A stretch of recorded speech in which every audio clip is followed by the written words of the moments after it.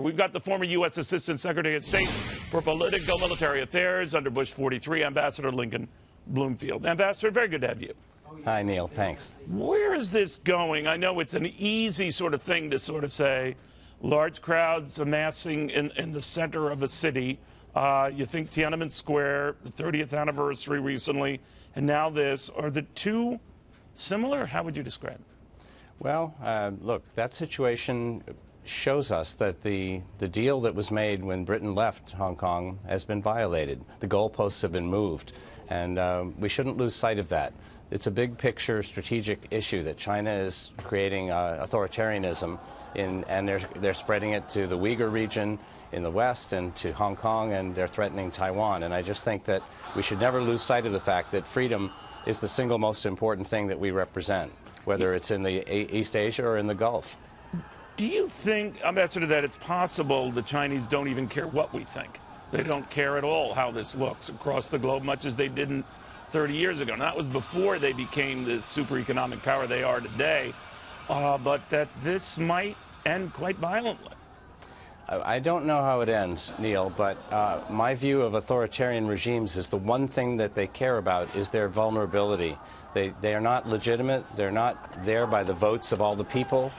There are 80,000 protests a year across China, of small and large. So I think we have to be aware that the Chinese #1 and 2, 3, 4, and 5 priority is staying in power for a long time. So you could say that means they don't care. It means we have to have a policy that looks at where their Achilles heel is, and they should know that we understand the lack of legitimacy and that authoritarianism, repression, keeping people silent, you can make them rich, but if they can't think for themselves, they will rebel at some point. And this is going to happen in a bunch of countries. It already has. So that's really our high card, is the freedom, the ability to run a country where people are free and can make their own decisions. It's a little bit messier, but it's way better, and that's what China's afraid of. You know what's interesting, too, Ambassador? I think at its core, China remains obviously a communist dictatorial state. And they like capitalism, obviously. They like that they've been delicately balancing that. But at its core, when the core is threatened, you know, they'll dispense with the whole free capitalist society thing, even though it's anything but. Right. Even if it damages themselves, because holding on to that power, keeping that government power is paramount. What do you think? I agree with you. I mean, you could peel the onion, and at the core of China is a love of their own culture. It's loyalty to family. This goes back thousands of years, and so we respect that. They have their own culture.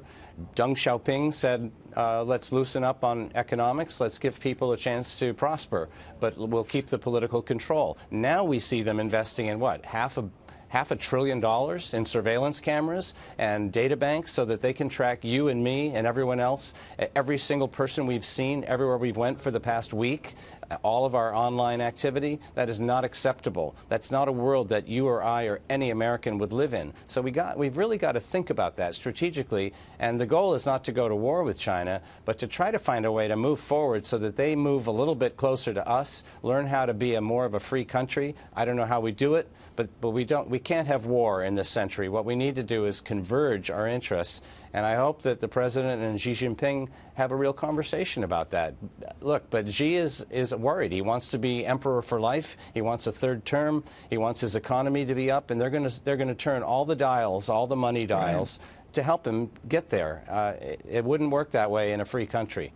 Yeah, and he is known for saying, don't tolerate dissent. It breeds still more dissent. So we'll watch it very closely. Ambassador, thank you very much.